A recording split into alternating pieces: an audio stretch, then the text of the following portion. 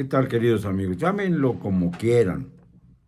Jaque mate en ajedrez, puede ser break point en tenis, puede ser el penal definitivo para resolver un partido de fútbol empatado, o bien, sencillamente, la puntilla en términos taurinos.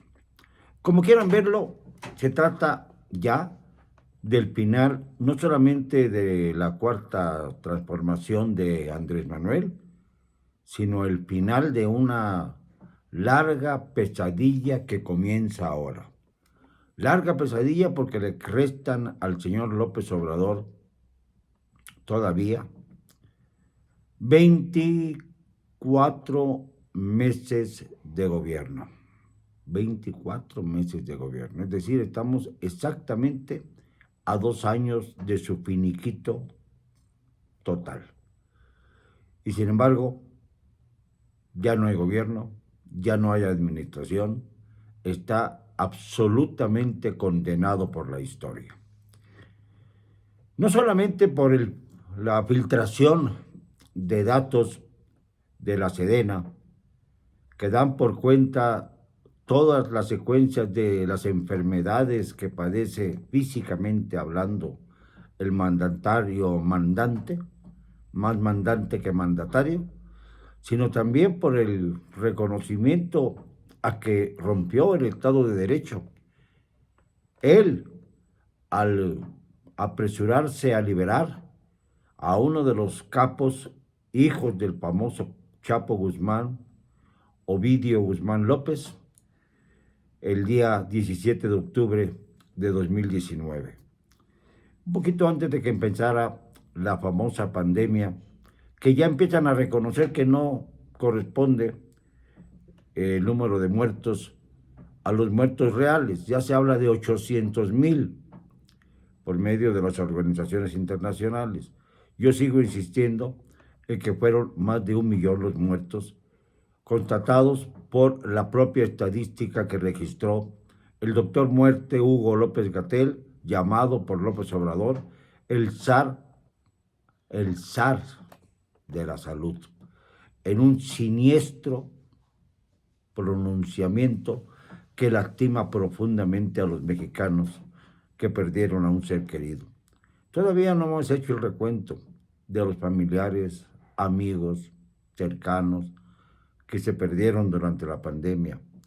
Pero con esto de que cada quien puede hacer su propia lista, es suficiente para constatar que el número de muertos fue mucho más elevado que el que dictaron los datos oficiales.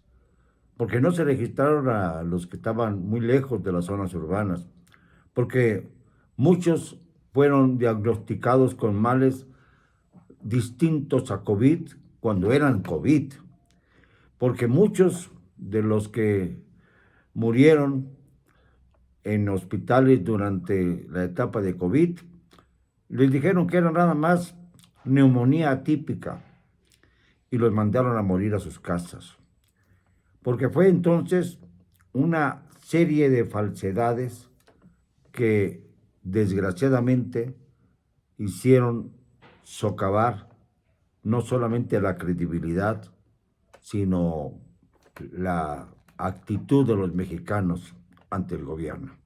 Ante un gobierno soberbio soez que no hace caso de ninguna de las condiciones que se han averiguado acerca de los peores funcionarios del gobierno. Panama Papers, luego vinieron otros investigadores a señalar a los peores que rodean a López Obrador. Y luego vino finalmente el famoso hackeo a la Secretaría de la Defensa Nacional, que el presidente no tuvo más remedio que aceptar como válido y como creíble, y como que esto eran hechos. Pero dice él que eran hechos que se habían hecho públicos. Ahí miente otra vez. Sí se habían hecho públicos, pero a través de las críticas que se le hacía o que le hacíamos al propio presidente.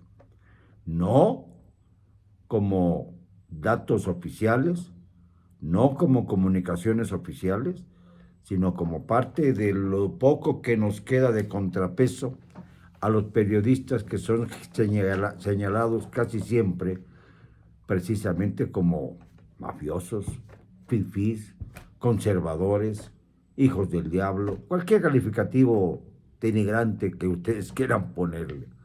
Y que resulta que ahora, pues teníamos razón.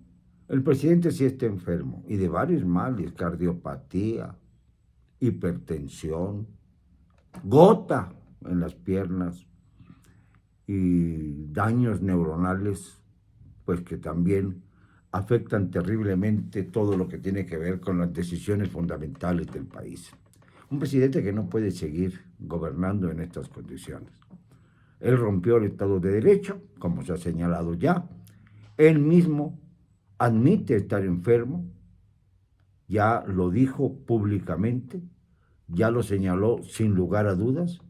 Y esto, señores, es poner al presidente en jaque mate. Porque es claro que no podrá sobrevivir políticamente a esa andanada de mentiras, a menos de que crean y difundan el artilugio de que el presidente es casi un mártir que está sacrificando su vida, aguantando enfermedades para servir al pueblo. Demagogia, demagogia en grande. Para los tontos, sí, los tontos que no abren los ojos y que se dan perfectamente cuenta de que son manipulados e insisten en su amor profundo al mejor presidente de la historia. ¿Cuándo van a acabar con esa falacia? Nunca. No les conviene. Cobran por ello. Los youtubers aduladores, los hijos de Goebbels, es decir, Jesús Ramírez Cuevas, el Pigmento Ibarra y Jalife. Jalife Ramera. Los tres Goebbels de la Cuarta Transformación. Esos están buscando explicaciones para tratar de evitar que se pueda lograr el jaque mate que ya está en el tablero. Ya no hay quien pueda resolver esta situación. Pobre de Andrés Manuel López Obrador. Perdió la historia y perdió la cordura. Porque en lugar de aceptar, como lo hizo, los hechos y pedir disculpas a la nación por haber guardado silencio sobre lo más trascendente, no solo de su enfermedad, sino de la ruptura del Estado de Derecho, lo que hizo fue pedirle al periodista que lo denunció con la información hackeada en las manos, que también filtre sus datos personales. Y con ello acaba así de rotundamente con la posibilidad de que los particulares podamos invertir en lo que nos venga en gana si no se trata de dinero ilícito. Si se trata de dinero ilícito, entonces sí, que los corruptos vayan a donde deben estar. Pero si se trata de dinero bien habido y no le pueden comprobar a nadie lo contrario, entonces, señor presidente, usted está atentando contra la economía privada, la economía particular, contra el sistema mexicano que se supone que tiene que ser tanto público como privado, en un régimen en que conviven supuestamente ambas posibilidades. Está usted destruyendo, como comunista que es dentro del Foro de Sao Paulo, un comunista de closet, porque no se define como tal, pero tampoco dice lo contrario, es por lo tanto un comunista de closet. Como eso, está usted acabando con la importantísima privacidad de los actos de particulares. Los particulares no tenemos que dar cuenta más que al fisco de lo que hacemos, nada más. Y además, debe hacer lo posible por evitar que se calumnie y difame a aquellos particulares que son ofendidos, difamados y perseguidos por la lengua viperina de un presidente sin control. Así de fácil. El que está descontrolado, el que está fuera de sí, y desgraciadamente sus espejos se reflejan en otras siluetas de opositores o que se dicen opositores que actúan igual que él. Hablábamos hace unos días de la radicalización de los mexicanos. Ahora nos toca hablar de lo que significa para México el mal ejemplo que dio el presidente y que ha hecho que tantos que se dicen opositores, dirigentes de partidos, dirigentes de movimientos sociales, que consideran a sus activistas como parte del botín de guerra y creen que pueden manejarlos como si fueran sus empleados. Esto también le ha hecho mucho daño a la nación. Todo lo que deriva de la soberbia presidencial y sobre todo que deriva de esa radicalización profunda en el quehacer político y en el quehacer público. No tiene usted manera de levantarse ya, presidente. Usted debería pedir perdón y retirarse de la presidencia. Pedirle perdón a los mexicanos por tanto engaño. Pedirle perdón por haberle mentido tanto, por haberlos manipulado tanto, sobre todo aquellos a los que se ha engañado diciendo que tienen que responder con su voluntad política a los bonos que reciben como adultos mayores, como ninis o como elementos de discapacitados o con males mayores. Estos deben entender que el dinero que reciben no se los da López Obrador de su bolsillo.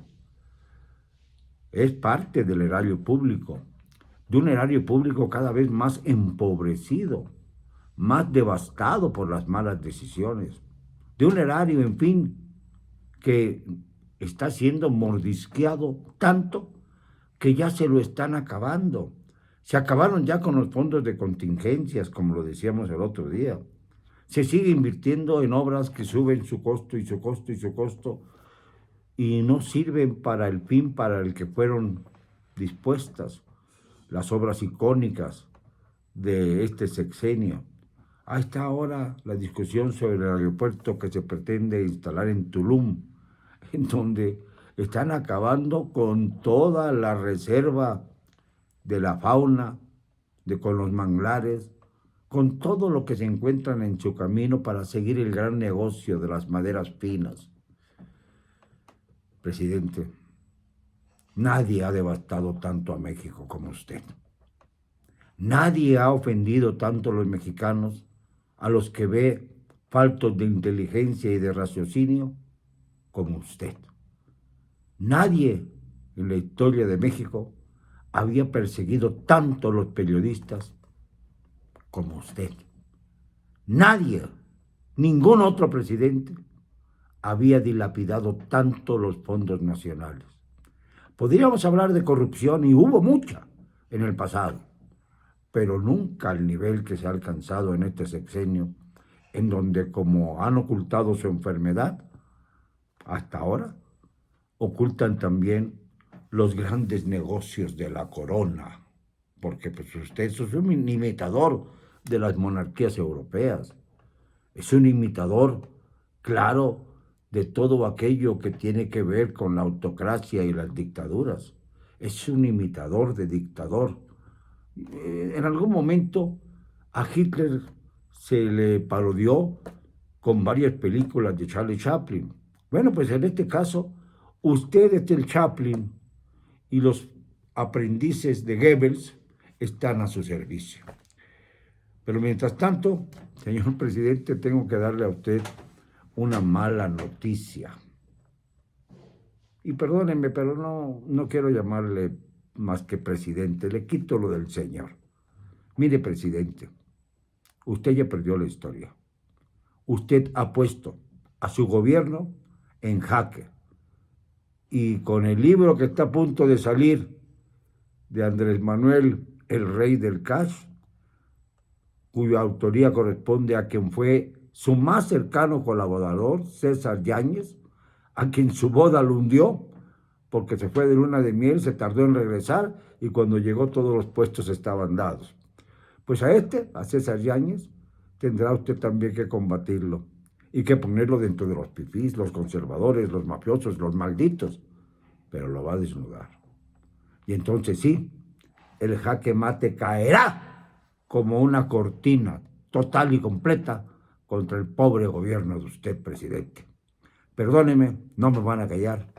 Y lo digo hoy siempre, con cero cobardía.